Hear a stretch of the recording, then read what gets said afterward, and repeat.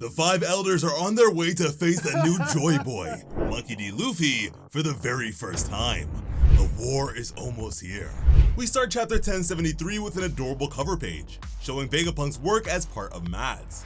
It's both hilarious and impressive. He's managed to develop seeds that grow within gunpowder, causing tanks to end up shooting flowers rather than explosive shells. The soldiers are horrified, as are Judge, Caesar, and Queen. Vegapunk himself is ecstatic at his success. He doesn't seem to understand what sort of people he's working with, perhaps a hint as to how naive Stella can actually be. We pick things back up in the midst of action. Unfortunately for CP0, things still aren't looking good. Kaku is out cold, his body losing the awakened Zoan form we'd seen last time. Rob Lucci calls out for his friend in an oddly human moment for the emotionless assassin. He's still in disbelief at this sudden betrayal. Still, facts are facts. Lucci notes aloud that this is a bitter pill to swallow. There's a cold sweat on his face as he turns to the traitor, the treacherous teammate who betrayed Cypher Pole and their entire mission. Stussy smiles back at him. She's not bothered by what she did to Kaku, or what she's about to do to Lucci. Rob's not about to wait for the Batwoman to make the first move. She's proven herself a traitor by taking out Kaku. He lunges towards her, aiming to strike with a Shigan aimed right at her deceitful heart. Unfortunately for Lucci, Stussy has more tricks up her sleeve. Specifically, Paper Art's Heartbreak Afterimage. Lucci's strike simply destroys a replica, the fake Stussy fading away to ripples in the air. The original is now behind the Cheetah Man, offering a bit of slick commentary. When he doesn't understand a situation, his first instinct is just to kill someone. Lucci may style himself as a high-class agent, but he's violent and predictable. Stussy pops open a small vial of lipstick. Ducking around Lucci's arm, she tags the side of his neck with it, laughing at the wrathful assassin.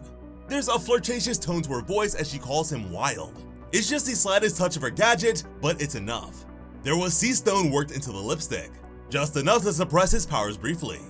That's all she needed to win. Almost unhinging her jaw, Stussy chops right down on the side of Lucci's neck. The assassin grimaces as his beloved Hattori takes to the sky, cooing an alarm at what's happening to his friend. Lucci manages one last curse for Stussy, swearing at his assailant as she looks down at him. Surprisingly, there are tears in Stussy's eyes. She admits that she's not entirely sure she'd manage to beat Lucci and Kaku in a head-on fight. After all, both of them are extremely strong. Even trying that would have been stupid. As such, she's going to end things like this with trickery and deception. She even asks Lucci to forgive her for this. She can't expect to simply return to CP0 after turning against them like this. But Stussy hasn't killed either of their targets here. It seems clear she does care about her fellow agents. Unfortunately, she has to balance that against her other priorities. Brook and Zoro look on, confused by this development. The skeleton wonders aloud what this could mean. Why are CP0 fighting CP0? Zoro suggests the obvious, that the organization has some kind of division, but it doesn't have more to offer just yet. However, Stussy is about to clarify. Withdrawing a Denden Mushi, she makes a call to the laboratory's control room, providing an update to the Vegapunks. She was a mysterious ally Stella called on. How Stussy was able to take their call with Kaku and Lucci standing right there remains unexplained. Perhaps her bat fruit gives her enhanced hearing, or maybe this was some sort of innate enhancement that was developed as part of Mad's work creating her. Either way, Pythagoras is overjoyed to hear that Cypher Pole is down. He starts hefting Punk York towards the exit, yet the satellites sound asleep. Back with the Straw Hats, they're still confused by this. Usopp and Nami are trying to make sense of what they've seen. Stussy's bite isn't an obvious attack like a punch or a kick. It looks almost like he just fell over. Shaka, however, knows better. He's pleasantly surprised that Stussy's still on their side. She's been away from Team Vegapunk for 20 years. Robin asks bewilderedly if the Vegapunks had put their own spy into Cypher Pole.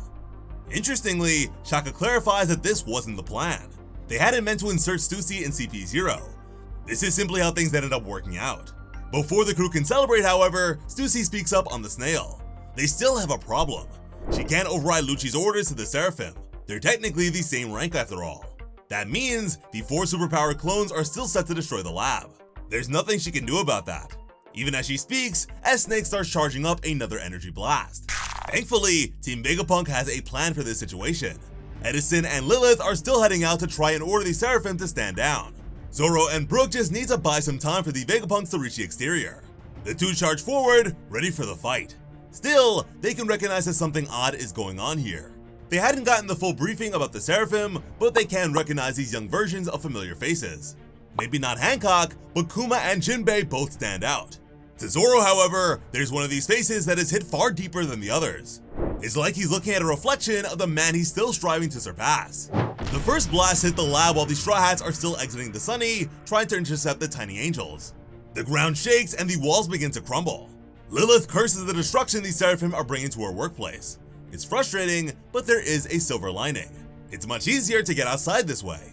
She flares her Dom shoes, setting them to the jet boot mode, and jumps up towards the devastated roof layer. This path has her outside the laboratory in just a second. Standing on the ruined wall, Lilith calls out to the Seraphim about to order them to stand down. Unfortunately, S-Hawk sees her, and the deadly swordsman decides to get ahead of the game.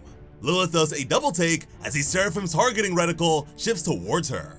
S-Hawk's gaze is set and focused as the tiny angel starts to draw his oversized sword. He's clearly going for the same mountain-splitting blow he used against Blackbeard. But this time, Zoro is here. The swordsman strikes down hard on S-Hawk, bringing both blades across the Seraphim's gargantuan black blade imitation. The Seraphim scowls at the interruption.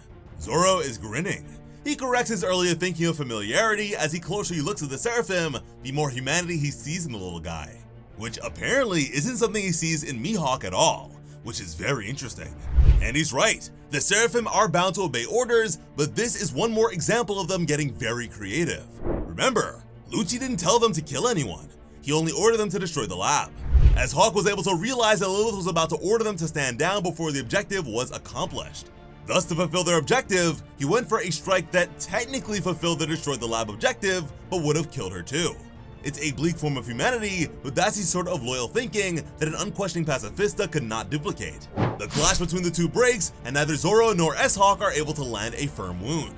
Still, Lilith is safe. The Vegapunk of Evil breathes a sigh of relief, having come far closer to death than she likely expected. Edison flies forward, trying to try his own hand at giving the stand-down order to the Seraphim. The little guy pipes up, yelling over the fray, even as S-Shark fires an energy blast. Edison keeps speaking, calling out to his creations. "Stop fighting immediately!" The words are unfortunately underscored by one final explosion, as the Jinbei Seraphim's blast hits its mark. Lilith cries out for her fellow Vegapunk. She looks up at the spot where he'd been standing. She doesn't want to believe what just happened. But a second later, Sanji jumps down to join Lilith and Zoro, a familiar form in hand. The cook hands Edison to Lilith by the head, like the little robot was a plush he just won at the fair for her. Lilith is overjoyed to see her friend. There's a tear in her eye at this. It's clear that Lilith cares deeply for her fellow Vegapunks, despite being the satellite of evil. But yeah, the fight is over. Thanks to Edison, the Seraphim are all standing down, awaiting further orders. Stussy gets back to Shaka on the snail call, confirming that she's bound Lucci and Kaku with sea stone cuffs. An ironic touch after the game they played against the Straw Hats back in Enies Lobby as part of CP9. Shaka thanks Stussy for her help and offers her a spot in their escape group. Usopp objects to the punks adding yet another member to their sunny trip, but given how Stussy helped take down Lucci and Kaku, he's likely to be overruled on this one. That makes 9 total passengers for the trip out. Things are going to get crowded. Unfortunately, there is a problem with this perfect victory. Back in the lab, Luffy is still busy searching around. Straw Hat calls out for his friends. "Hey Bonnie, where'd you go?" With no response, Luffy tries again. "Old man Punk, we can't leave without you." Still nothing. Right as the Straw Hats have finally secured a way off the island, Vegapunk and Bonnie have gone missing. And that means this isn't over yet. If the pair aren't found quickly, things are going to get significantly more complicated. There's no way Luffy will leave without the old man, not after the promise he made to Sentomaru. But they don't have unlimited time. After all, the Marines are on their way. Escape is going to get a lot tougher if the Marines manage to launch a Buster Call. And this time, they've got an Admiral to face on top of everything else. We then go to the idyllic pastoral fields of Sphinx Island, Whitebeard's hometown. The locals are happy to see Marco back following his adventures on Wano. A pair of children approach him first, arguing over how scary things got without him. Apparently, a band of Marines invaded Sphinx while he was gone. Marco apologizes to the locals for leaving them in a bad spot, but the kids insist this wasn't his fault. The Marines are just terrible people. They'd come here looking for Whitebeard's treasure. They were just like pirates. And we go into a flashback to prove as much. The whiskery Captain Rattel does his best Green Bull impression, reminding the people of Sphinx that since their island isn't tied to the world government, they have no legal rights. He's convinced that Whitebeard must have kept all his treasure somewhere in this isolated hometown. He expects someone in the town to know where. If they don't tell him, the rat will consider it as an act of defiance. And in a display of cowardice worthy of Captain Morgan, he points his gun at a small child, threatening to shoot the people of Sphinx one by one if that'll make them start talking. The kid starts crying, and his sibling steps in to try and defuse the situation. They claim that there isn't any treasure on Sphinx. Rattel has no reason to point a gun at their little brother. Behind this young hero, an old lady tuts disapprovingly. She scolds Rattel for not treating these poor folks as humans just because they can't pay the world government. These Marines are monsters as far as she's concerned, and Rattel seems to want to prove her right. The wretch of a captain sneers, asking if it's wise for the villagers to act so tough right now. They don't have Marco to protect them after all. The old lady realizes what's about to happen a second too late as two of Rattel's men grab her, hoisting the harmless civilian upright. The wretch of a man trains his pistol on the struggling grandmother, even as the people of Sphinx cry out in alarm. But before he can take the shot, Captain Rattel hears a strange sound from behind him. A repeated heavy rumble that was growing closer and louder. Hands off! With a mighty yell, Edward Weevil charges into the fray. One powerful swing of his spear's shaft is enough to send Rattel's entire squad flying, the malevolent captain first among them. Weevil bellows at the Marines to stay away from his Pappy's home! The invaders are still trying to pick themselves up from the cloud of dust and debris Weevil's massive attack has left them in. The two members of the crew still standing just stare at the behemoth, eyes bugged out. They struggle to even say his name. But finally they get it out and start to bolt away from the rampaging former warlord. The entire crew are sprinting back to their ship as quickly as they can, utterly petrified at the idea of fighting Whitebeard's son. The grateful people of Sphinx look on in awe as their tormentors run for their lives. Back on the ship, a communications officer notes that Rattel's crew has lost all contact with their other squad. Weevil took them all down before they could even send a warning back. His strength is ridiculous. The would-be plunderers of Sphinx start screaming into the Dendenmushi that an ex-warlord has shown up and that they need immediate assistance to deal with him. Back in the present, the older kid makes it clear to Marco. If the big guy with the mustache hadn't shown up, the village would be toast. The Marines probably would have blown it to shreds searching for anything valuable they could get their hands on. That little brother gives the Phoenix an angry glare. The guardian of Sphinx had gone missing when they needed him. Marco manages a smile for the kids, calling Weevil a hero and making it clear he's glad they're safe. Except as a shrill voice tells him, that was not the end of the story. The Marines weren't going to be content with being driven off like that.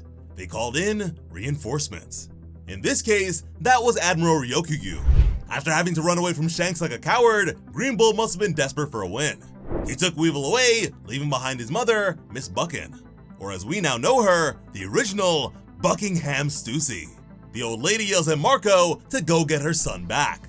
She even throws in a demand for Whitebeard's treasure while she's at it. But rather than pursue that claim further, Buckin thinks back a second to the Admiral leaving Sphinx with a captured Weevil. The two called out for each other one last time. The old lady is crying rivers over this. While the relationship between the two has never been clear, it seems that Stussy truly cares for her son.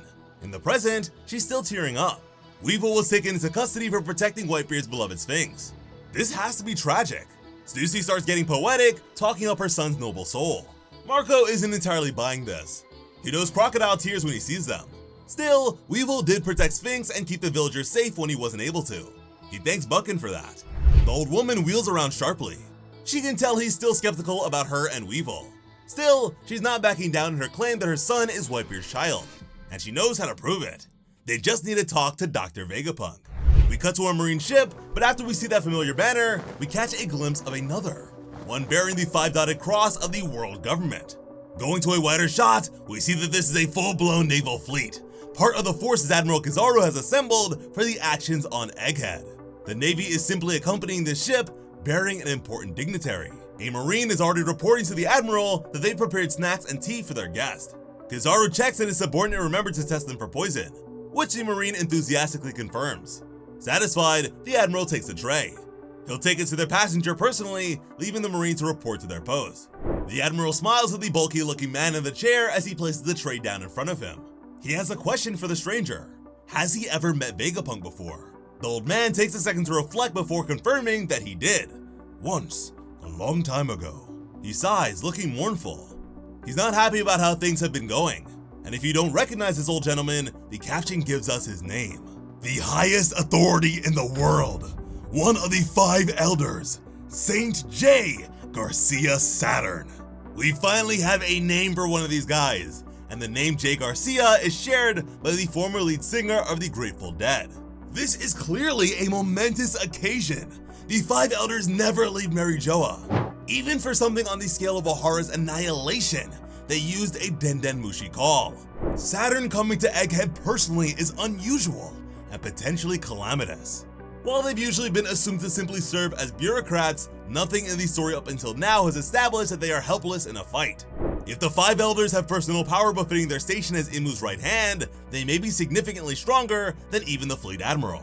And thanks to the events of Wano, they now know the Yonko Monkey D. Luffy has awakened the power of the Nika Fruit, the power of Joy Boy, their greatest historical adversary. Lest we forget that the Five Elders recently received orders from Imu themselves.